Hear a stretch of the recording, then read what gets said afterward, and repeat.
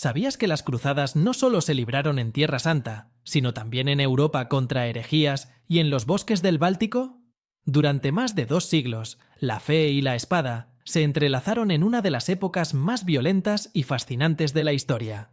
En este video, descubriremos los secretos detrás de las cruzadas, desde la lucha por Jerusalén, la caída de los cátaros y hasta las menos conocidas cruzadas bálticas. Quédate para conocer el lado más oscuro y olvidado de las cruzadas. Para entender las cruzadas, debemos viajar a finales del siglo XI, cuando el mundo cristiano y musulmán se encontraban en una tensa coexistencia. En el año 1095, el Papa Urbano II lanzó un llamado que cambiaría el curso de la historia: una cruzada para liberar Jerusalén del dominio musulmán. Era una invitación a la nobleza europea a tomar la cruz y embarcarse en una guerra santa que, según el Papa, aseguraría el perdón de todos sus pecados. Este llamado, conocido como la Primera Cruzada, movilizó a miles de caballeros, campesinos y religiosos.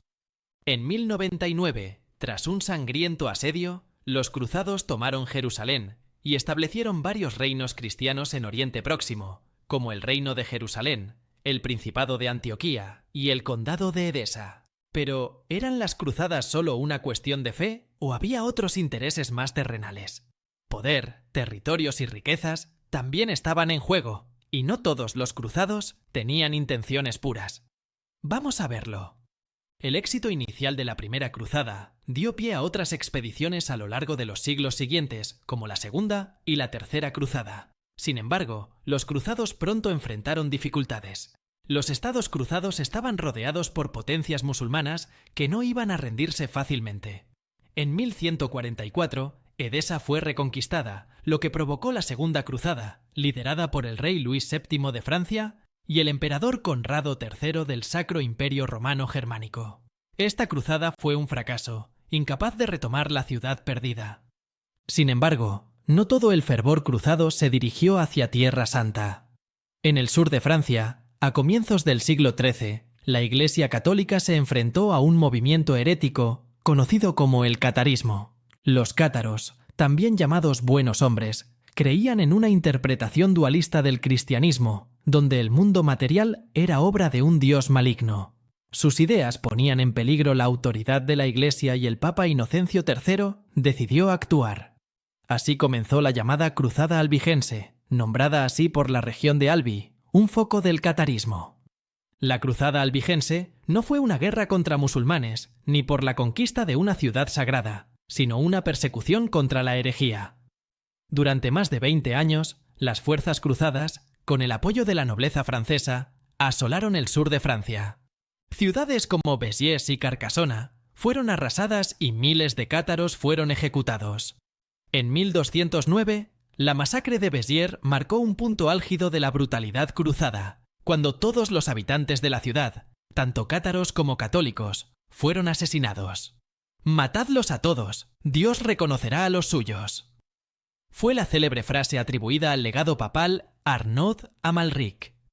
Mientras el sur de Francia ardía, en el norte de Europa, otra cruzada estaba en marcha, pero con un propósito diferente.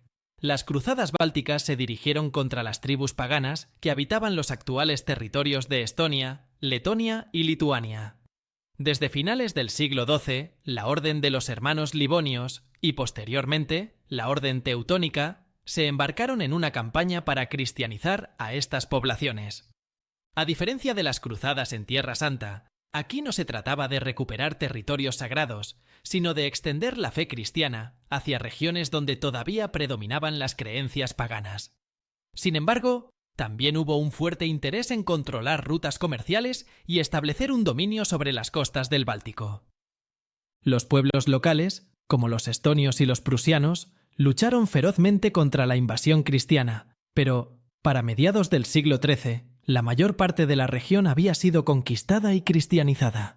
Aunque la historia suele centrarse en las grandes batallas, la verdadera pregunta es, ¿quedó algo de espiritualidad en esta cruzada de la fe?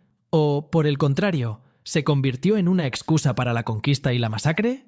Las cruzadas, en todas sus formas, terminaron transformándose en algo muy diferente de lo que el Papa Urbano II había imaginado. En Tierra Santa, los reinos cruzados finalmente cayeron. En 1291, la ciudad de Acre, último bastión cristiano en la región, fue tomada por las fuerzas musulmanas bajo el mando del sultán Al-Ashraf Khalil, marcando el fin de la presencia cruzada en Oriente Próximo. En el sur de Francia, la cruzada albigense logró erradicar el catarismo, pero dejó una profunda herida en la región, que tardó siglos en cicatrizar. Y en el Báltico, las cruzadas terminaron por consolidar el poder de las órdenes militares cristianas, que gobernaron estos territorios hasta que fueron absorbidos por potencias emergentes como Polonia y el Gran Ducado de Lituania. Más allá de los triunfos militares, las cruzadas dejaron un legado complejo y contradictorio. Fueron, a la vez, guerras de fe y de ambición. La idea de una guerra santa sirvió como justificación para la conquista, el saqueo y la masacre, pero también forjó una imagen de la cristiandad como una comunidad unida contra un enemigo común.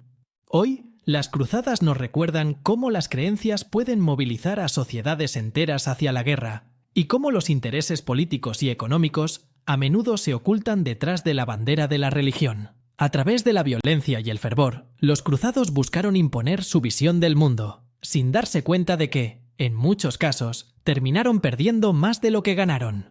Si te ha interesado esta historia sobre las cruzadas, no olvides suscribirte y activar la campanita para no perderte más contenido sobre historia y mitología. ¡Hasta la próxima!